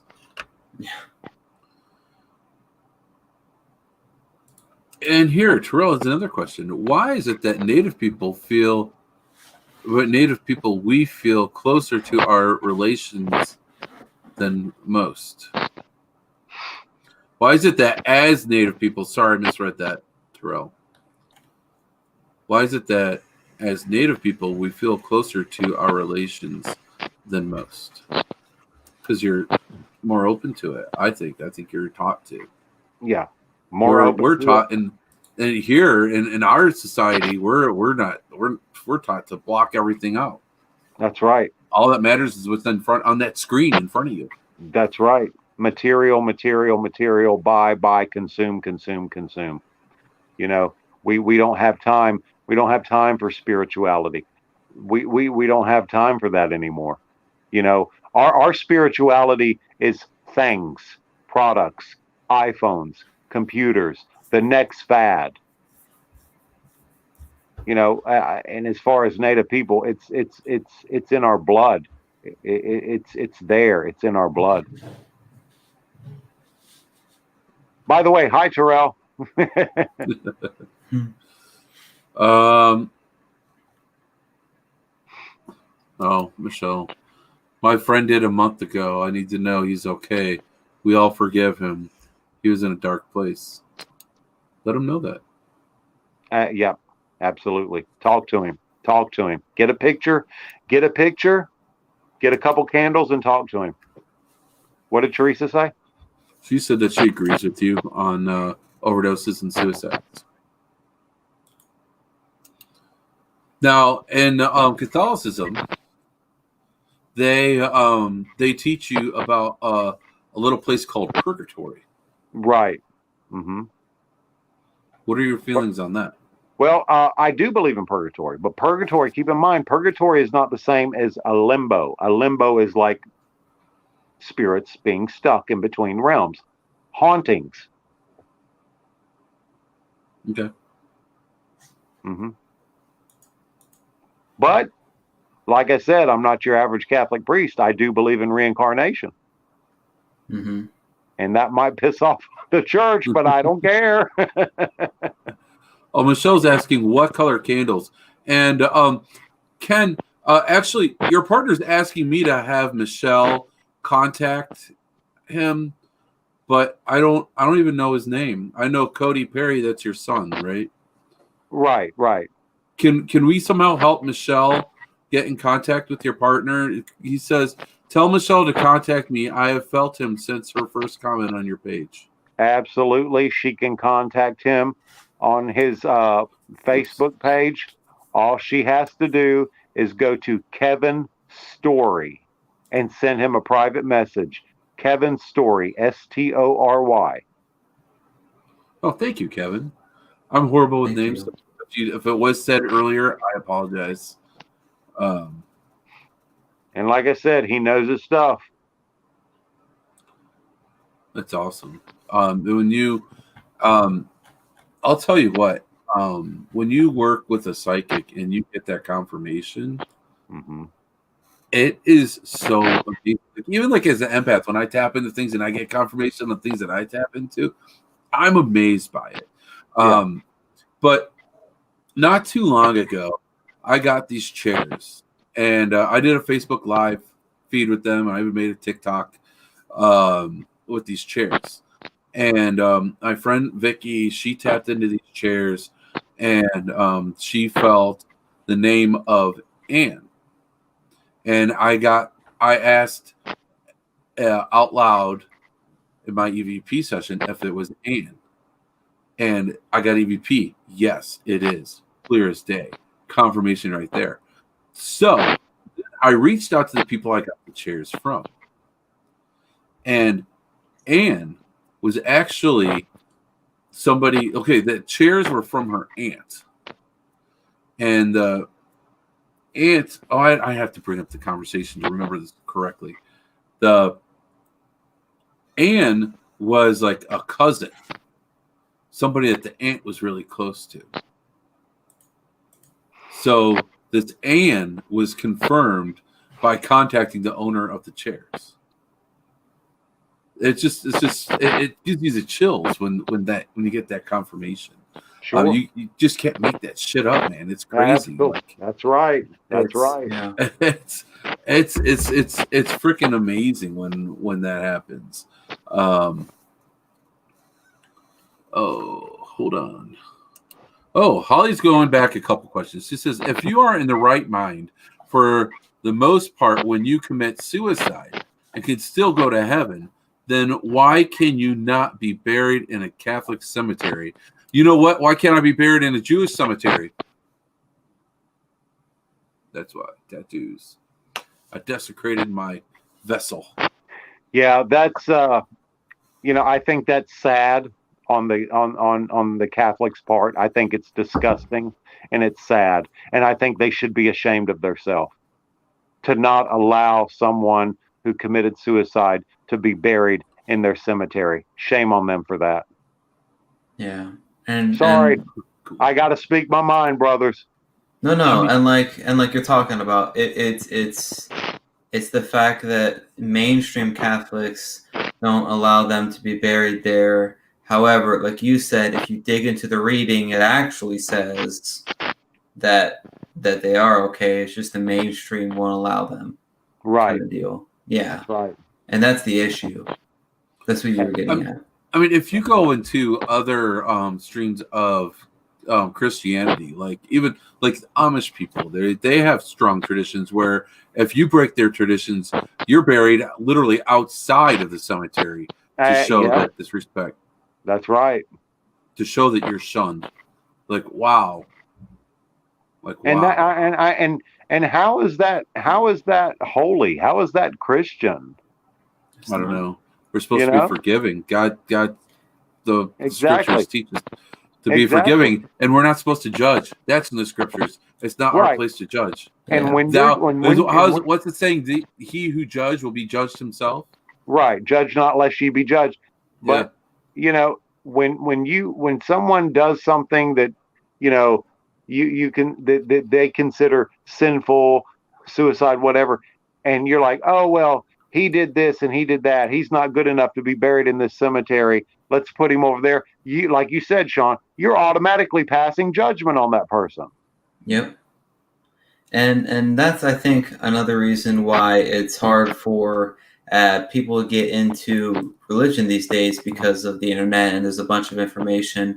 And even if they look into the religion and they read the text, it's like, you say you're not supposed to spread hate, but literally they're using these, doctrines like almost like word for word as like a weapon of hate. And it's Absolutely. well, that's not the interpretation, or that's not, it was written thousands of years ago, and it's just like that wasn't the intent of the whole message that they're trying to spread, and that's a real turn off to people where they're like, I'll have faith over religion. And that's the kind of mind shift that I think, most people are starting to have. Well, I tell you what, when I die, I'm going to be buried on my property in a pyramid. Mm-hmm. I want to be made up my mind. I want to be somehow. I want to be put with a tree somehow. There's like these things where you can be like put in like a sack or whatever. Yeah, You're yeah, buried I've with heard a tree. I don't care. Honestly, they can literally take my ashes, put them at the bottom of the hole, and put a tree on top of me. I'm good with that. Yeah, That's all I want. That or just dump me in the middle of a lake or ocean. Put me. I just want to be in a pyramid, man. Okay. Why a pyramid? I like pyramids. I love Egyptian lore, Egyptian religion, Egyptian magic. I've studied Egyptian magic. I practiced Egyptian magic, and the pyramid is it's like a vortex of energy. The shape of a pyramid, this has been proven. If you take a pyramid, especially made out of copper or pure silver or pure gold, and you put a razor blade inside of it, that razor blade will not go dull. Oh, wow. You can put a banana in it and it will not rot. Oh, wow. Wow. Okay. Isn't that wild? Yeah. Yeah. That's crazy. Yeah. So it's harnessing some kind of energy. Yeah. The Egyptians knew what they were doing.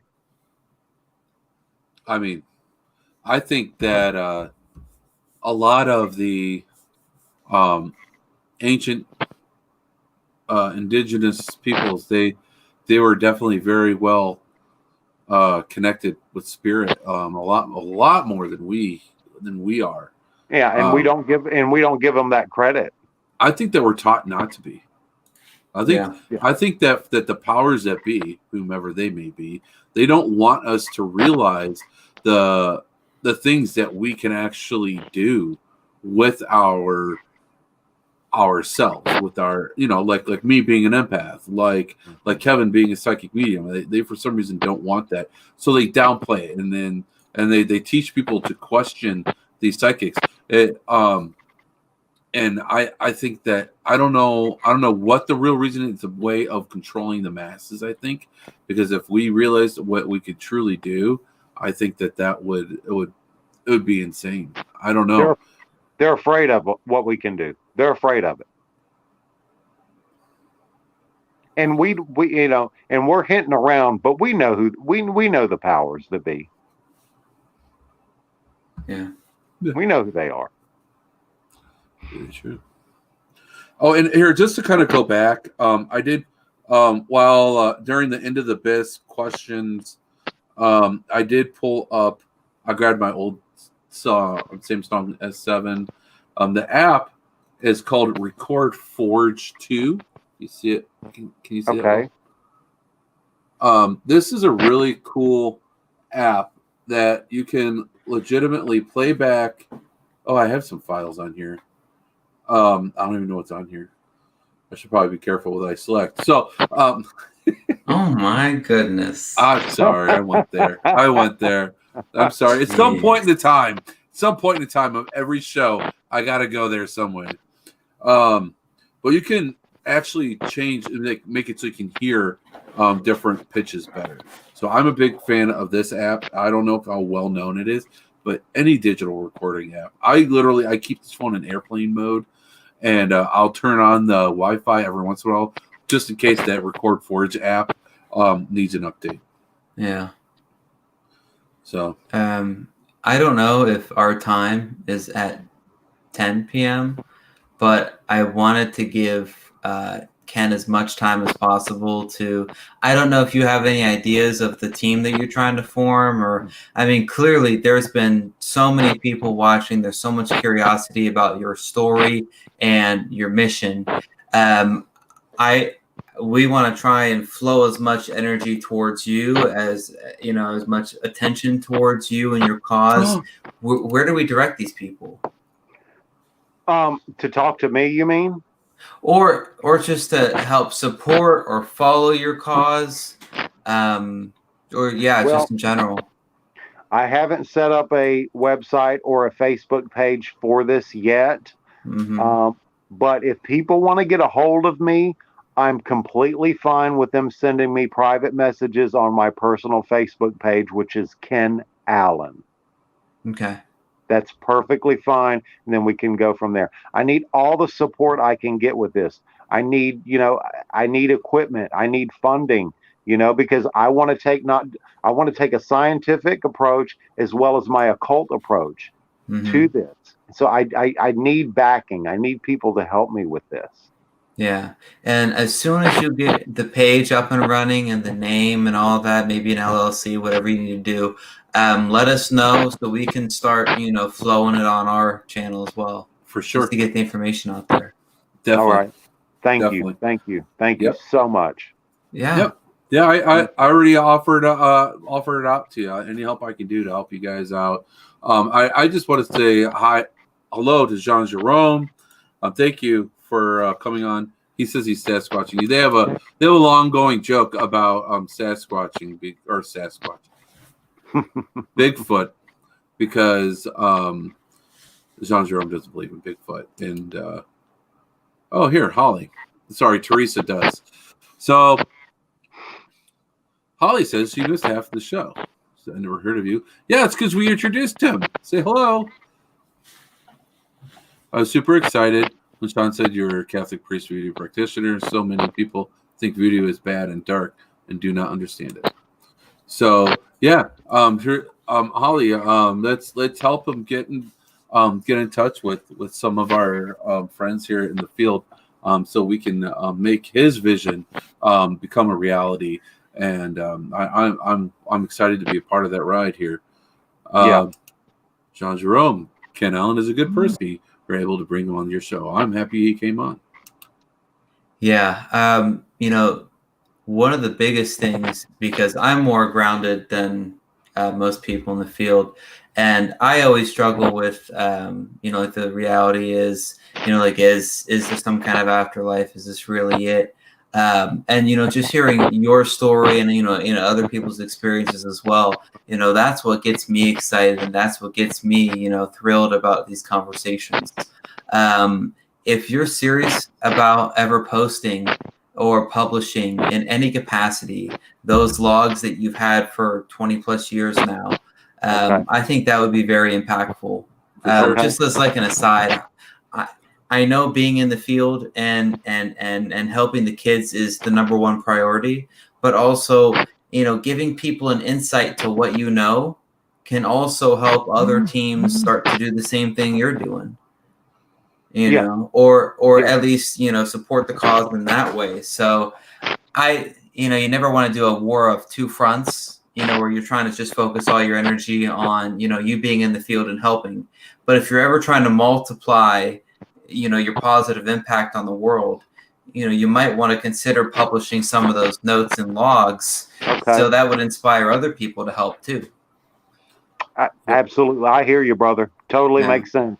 Thank you. Yep. Yeah, I'm right there with you. And honestly, if you want to self-publish, I mean, that's definitely an option to look into. But if you want, my good friend, Mike Ricksecker. I have a couple of his books here. That's what I'm looking down. Here, I'll pull up his most recent book. He writes books and publishes books through Haunted Road Media. They Walk in the Shadows. Okay. Yeah. He has had he's been researching shadow people for a very long time. So this is a long time of research finally came to light here for him. But Mike Ricksecker, he's a good guy. He will be on the show. I messed up and messed up the scheduling, and but we're gonna have him on in January. So I'm excited to have him on. We're gonna talk about some big projects that he has coming up. So it's gonna be awesome, guys. So look forward to that. But I wanted to let you know about Mike. So if you want to contact, I mean, you could send him what you have, and then he can help, I'm sure, turn it into a good piece of literature. Awesome. And I know that, I mean, yeah, and I know he's worked with other psychics and spiritualists and published their books too. If you look up Haunted Road Media on Amazon Books, you'll see a lot of his books. Yep. Holly Minor. They're always looking for published new authors. That's exactly right. And honestly, the best way is, I know you're going to be flowing a lot of energy into the project on the grounds. As soon as you're comfortable and ready to do that, just reach out to one of us and we'll set you up with that. Okay. So, Awesome. or just give you some options. I know there's a ton out there, and we want to make sure that you at least have access to everything available to you. Well, I trust what you guys are telling me. I really do. Yeah. So if you guys are telling me this and this and this, I totally trust that. Yeah. Because you guys are real. You guys are good people. Thank you. And I mean that. Yeah. Starting this podcast, this is exactly why I wanted to start the having a podcast, is to help the paranormal community, help get people out there, help promote, help. I mean, this is exactly what we're about, and we have so much to learn. You have so much that you can offer to the paranormal community. I would love to see you get involved in the community and see what impacts you could definitely make. So I'm 100% here and happy to help. And here it goes, Jean Jerome. Ken Ellen is very good spiritual support around him. He is also very well researched and trained in few traditions. The best is ahead for him. We need the pandemic to subside, the borders to open, so we can all get together and be able to collaborate on a few projects. Yes, absolutely. We need this pandemic to go away for so many reasons. Yeah, whatever lesson we have to learn, let's learn it so we can start, making more positive impact and helping people. Yeah, and helping the kids. So, yeah, right, definitely. Yeah. And I just want to say again, my primary goal is to try to help these children's spirits. Definitely. Yeah. Ken, we are past our time, which is okay to go over a little bit, but thank you, man. We got to have you on again. Like, there's more. We got to cover more. There is so much more. Like we should, you know what? We should make it so maybe we could get them on like once a month or something. Yeah. That's cool. I just know there's so much we can learn. Yeah. I don't know. It's just an idea right now. Our December, I should say, is completely booked right now. But maybe for the future, this is something that we can look into. Brian and I will discuss, and maybe we can come up, or maybe like once every other month or something. So because there's just so much that we can learn from you, and I feel like the community needs more of this. Well, just let me know and give me a notice, and I'd be more than happy to come on and share as much as I can. I love helping people. I love educating people, and I enjoyed it. Thank you so much. Yeah. And I am honored, and I am privileged that you guys allowed me to come on. It means so much from my heart to yours. Well, you know what? I did a live on Saturday. I was talking about how the show for Saturday got messed up, and Teresa had mentioned maybe having you on, and then you reached out to me literally the very next day. I was like, this is the stars coming in alignment here. The planets are aligning. This is a sign. Yes, let's have Ken for a reason. Yeah. Yep. Yeah. For sure. Yeah. The universe knows what it's doing. Yeah. I know. Too bad we can't go as long as we want. Well, now there's a new show that comes on at 10:15. So we definitely want to be respectful of them. If we go over, their show will still go. We're not taking up their space on the studio time here, but we want to make sure that they get their fair time on RU. So and it's a pretty cool show what they do. So I'll have to check that out too. Yeah, it's called Haunted AF. Coming up next. Okay. Oh, Haunted AF. Okay, nice. Nice. Took me a second there. Nice. Okay, cool. What is it? Haunted AF? I'm assuming it means haunted as fuck, but I don't know. Yes, I said it. That's what I was thinking. I said it. I tried to say it with a straight face, but no. I'm trying to keep a nice tongue here. So. Yeah, I know. Sean's ruining it right at the end. Shawn's a bad influence. He is. All right. So everybody, let's call it a night. Ken, thank you so much for coming on. We are going to make sure to get you on again. Yeah. And we need to stay in contact and we will and work on this project.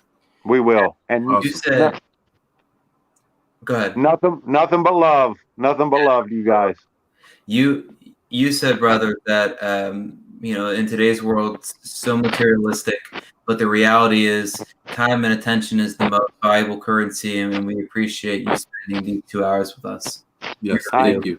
Yeah, I enjoyed it. And again, I thank you for having me on and letting me express what I feel I need to do to help these children. That's my goal. So definitely we're happy to do that, and we're going to be happy to help you out through this journey, and I'm excited to be a part of it. Yeah, awesome. This will be an ongoing process. So yeah, we'll make it happen for sure. Yes, we will. All right, everybody. Well, that is it for our paranormal podcast this week. Everyone, I hope we helped you over this hump day and help you slide into the weekend. Everyone, stay safe, stay healthy. This pandemic is getting out of control, guys. Let's be mindful. All right. Yeah. And with that, thank you. Have a great weekend. Have a great week, and all that. See you guys next time. God bless you all. God bless. This paranormal adventure that we're all on, it connects us. This is our paranormal community. This is our paranormal podcast with your host, Shawn Gilmore. He's worked in the paranormal field for 10 years. He's a part of 2 paranormal teams. His passion is creating para-unity. With your host, Brian Mersel. He's worked in the paranormal field for 7 years. He leads his own paranormal team. He wants to help people start their paranormal adventure or grow their existing one. This is our paranormal adventure. This is our paranormal community. This is our paranormal podcast. It's about supporting. It's about making para-unity a real thing, because we all need to support each other within our community. And that's what the show has always been about.